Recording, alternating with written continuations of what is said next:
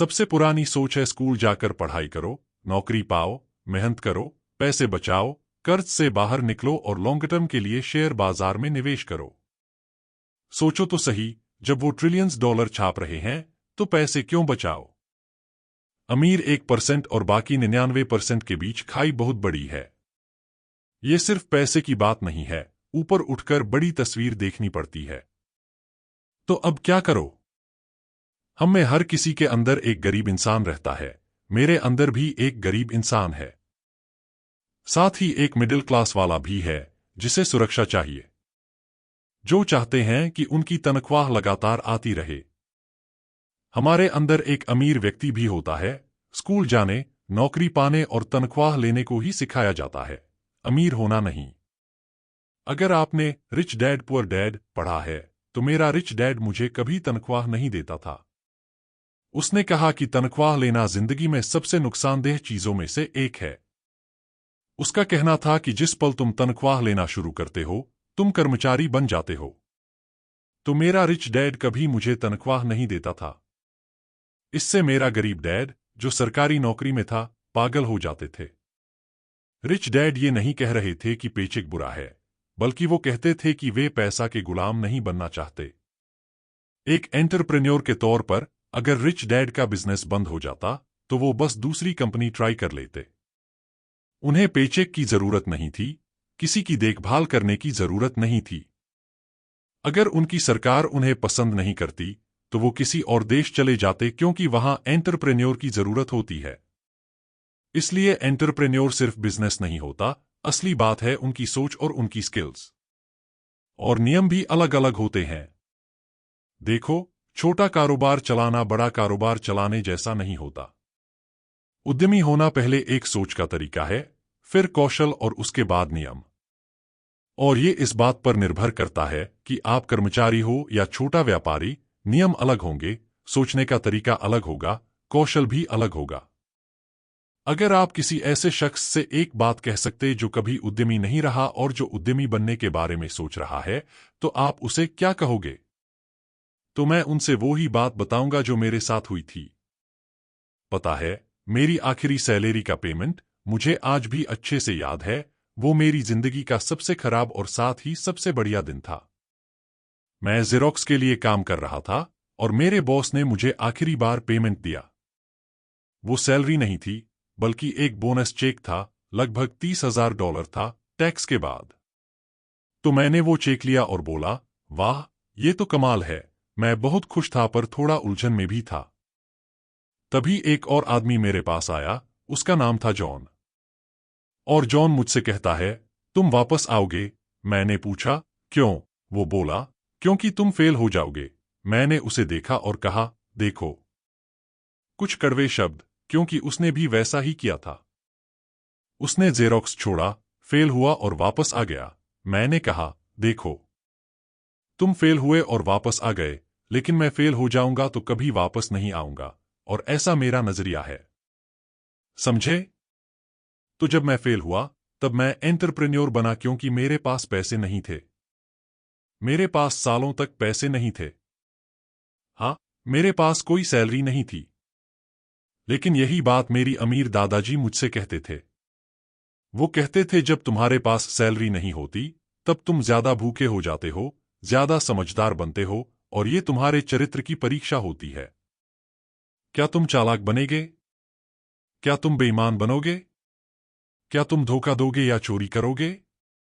या फिर एक बेहतर इंसान बनोगे? तो सच में यही तो फायदेमंद होता है उद्यमी बनने का। जब तुम्हारे पास कुछ भी नहीं होता तभी तुम सच में खुद को जान पाते हो। इसलिए हमेशा बड़ी तस्वीर को देखो। ज्यादा लोग बस ये सोचते रहते हैं, अरे मेरे साथ क्या होगा? जब तुम बड़ी तस्वीर देखते हो तो समझ जाते हो कि जब कुछ बुरा होता है तो कुछ अच्छा भी होने वाला होता है। पर इसके लिए तुम्हें जो भी आने वाला है उसके लिए तैयार रहना पड़ेगा। अगर तुम सोच रहे हो कि आने वाले 20 साल पिछले 20 साल जैसे ही होंगे तो फिर तुम टिक नहीं पाओगे। जैसे जब हम दोनों सुपरमार्केट जाते हैं और दूध का पैकेट खरीदते हैं तो हमेशा उसकी एक्सपायरी डेट चेक करते हैं।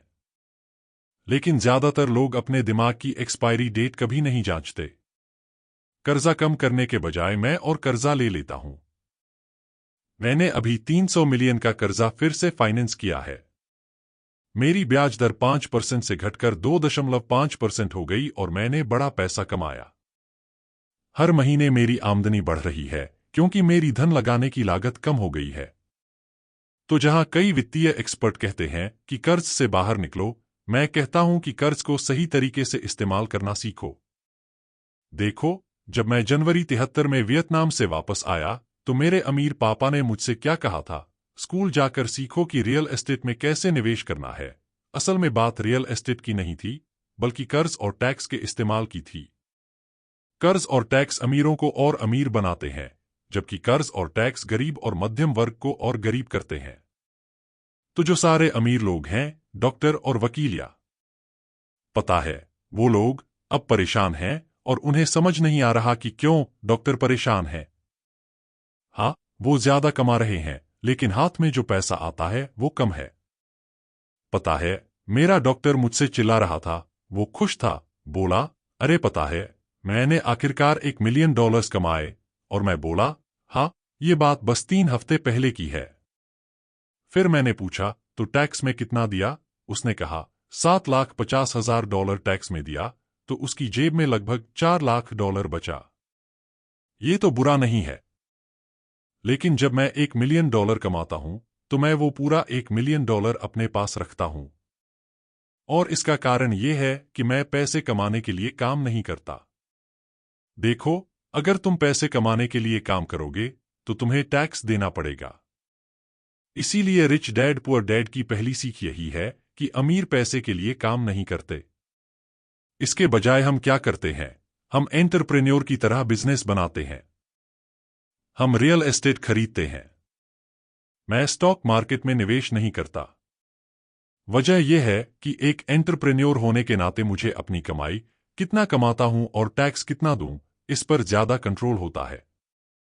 और क्योंकि मैं एंटरप्रेन्योर हूं, साथ ही रियल एस्टेट में निवेशक भी, मैं टैक्स बिल्कुल नहीं देता।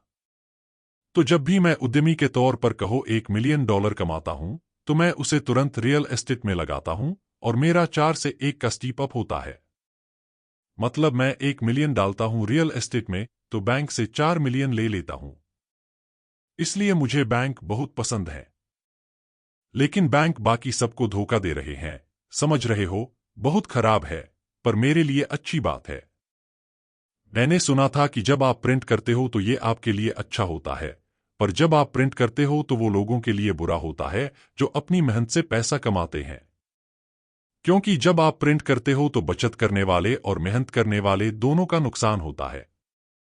जब उन्होंने नोट छापना शुरू किया, कर्जदार अमीर हुए। देखो, कर्ज और टैक्स अमीरों को और अमीर बनाते हैं, और गरीबी और टैक्स गरीबों और मिडिल क्लास को और गरीब करते हैं। जब हमारे पास पुरानी सोच होती है, तो नतीजे भी पुराने और बेकार होते हैं। तो ज्यादातर लोगों के लिए जो सोच है, स्कूल जाना, नौकरी पाना, मेहनत करना, पैसे बचाना, कर्ज से निकलना, अपना घर खरीदना क्योंकि वो एक संपत्ति है, और लंबी अवधि के लिए निवेश करना, वो अब आउटडेटेड हो गया है। दुनिया बदल गई है। असली बदलाव 1971 में हुआ था, जब राष्ट्रपति निक्सन ने हमें गोल्ड स्टैंडर्ड से हटा दिया था और पैसा कर्जा बन गया। अगर स्कूल ही खत्म कर दें तो क्या होगा? क्या बेहतर होगा अगर हमारी कोई शिक्षा प्रणाली ही ना हो? नहीं, मैं ये नहीं कह रहा कि शिक्षा जरूरी नहीं है। पहले ज्यादा जरूरी थी, अब वो पुरानी हो गई है। पता है, मूर का नियम है। मूर का नियम कहता है कि जानकारी हर 18 महीने में दोगुनी हो जाती है। मतलब, हर चीज 18 महीने में पुरानी हो जाती है। और ये अब हाल की बात है। तो जब तुम स्कूल से निकलते हो, तब तुम पहले से ही पुराने हो। लोग नकद पैसे बेच रहे हैं। जैसा कि मैंने यहां कहा, बचत करने वाले हार जाते हैं और नकद पैसा बेकार है। फिर भी लोग कहते हैं, मैं एक अच्छी कमाई वाली नौकरी चाहता हूं, लेकिन ये सोच पुरानी हो चुकी है। कर्ज से बाहर निकलो, ये विचार भी पुराना है। तुम्हें यह सीखना चाहिए कि कर्ज कैसे लेना है, कैसे कर्ज का इस्तेमाल करके अमीर बनना है। और ये कभी नहीं सिखाते टैक्स के बारे में। जो 1% लोग ऊपर हैं और 99% नीचे, उसकी वजह यह है कि जब पैसे छापे जाते हैं तो दो चीजें होती हैं, महंगाई और टैक्स। ये सबको दबा रही हैं। और कोई भी उद्यमी जो सोचता है मैं बस पैसे कमाऊंगा, बिजनेस शुरू करूंगा और खूब पैसा बनाऊंगा क्योंकि लोग यही बात करते हैं, उसे सच में चीजों को समझना पड़ेगा। असली उद्यमी तो ऐसा काम नहीं करते। अमेरिका में करीब 28 मिलियन छोटे बिजनेस वाले हैं, जिनमें से 24 मिलियन एकल उद्यमी हैं। इन्हें बिना किसी कर्मचारी वाले उद्यमी कहा जाता है। बात यह है कि जब लोगों को असल में समझ नहीं आता कि उद्यमी क्या करता है, तो कई खुद को उद्यमी समझ लेते हैं। ज्यादातर लोग खुद के लिए काम करते हैं, लेकिन असल उद्यमी नहीं होते। खुद के लिए काम करने वाले सबसे ज्यादा टैक्स देते हैं और कोई उन्हें ये बात नहीं बताता। इसे उद्यमशीलता की भावना भी कहा जाता है, लेकिन असल में हम जो बात कर रहे हैं वो कुछ और है। असल में बुरी कोई इकोनॉमी ही नहीं होती। देखो, तुम्हारे साथ मेरे पास भी एक बाहरी इकोनॉमी होती है जो बाहर की दुनिया से जुड़ी होती है, लेकिन हमारे अंदर भी एक अंदरूनी इकोनॉमी होती है और हिम्मत या इच्छा शक्ति होती है अपनी अंदरूनी इकोनॉमी को बदलने की। तो मेरे लिए, मैं अच्छे को भी देखता हूं, बुरे को भी, पर मुझे उसकी चिंता नहीं होती, क्योंकि मैं तो वैसे भी अमीर बनने वाला हूं। लेकिन जो गरीब है और उसकी अपनी पर्सनल इकोनॉमी कमजोर है, उसे बस बुरी इकोनॉमी ही दिखेगी, क्योंकि उन्हें यह पता ही नहीं होता कि किसी भी इकोनॉमी में कैसे पैसे बनाए जाते हैं। और जो मिडिल क्लास में है, उसकी मिडिल क्लास की ही इकोनॉमी होती है। पता है उन्हें जो चाहिए वो एक बढ़िया घर, एक पक्की तनख्वाह, एक नौकरी और गाड़ी होती है। तो जब आप उनकी नौकरी उनसे छीन लेते हो, तो उनके लिए ये एक बड़ा झटका होता है। वहीं एक उद्यमी के पास वैसे भी नौकरी नहीं होती, तो उसके लिए ये कोई बड़ी बात नहीं है। मेरी बस यही बात है लोगों से जो बकी फुलर ने मुझे सिखाई थी। हमेशा दो पहलू होते हैं, समझ रहे हो ना? मतलब कम से कम दो होते हैं।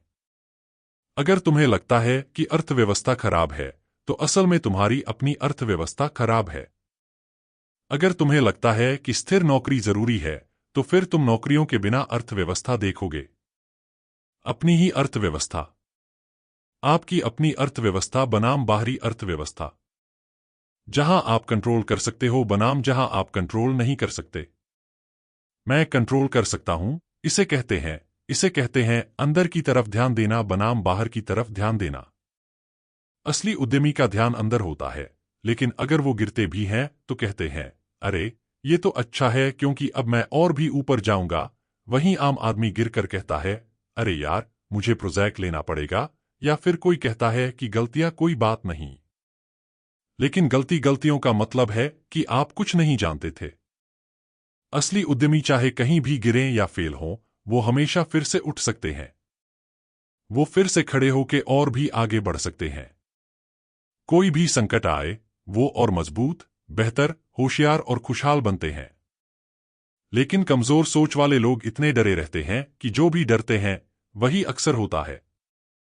जैसे जो लोग अपने नौकरी खोने से डरते हैं, अक्सर उनकी नौकरी चली जाती है। समझे ना? हाँ, बिल्कुल, सब कुछ आपके अंदर से शुरू होता है। इसलिए उद्यमी का सबसे पहला काम है खुद पर कंट्रोल रखना, बाहर नहीं। जैसे ही तुम वो वेतन पाते हो, तुम एक कर्मचारी हो जाते हो। तुम्हें उससे ज्यादा मजबूत बनना होगा। असली कंट्रोल तो भीतर का होता है।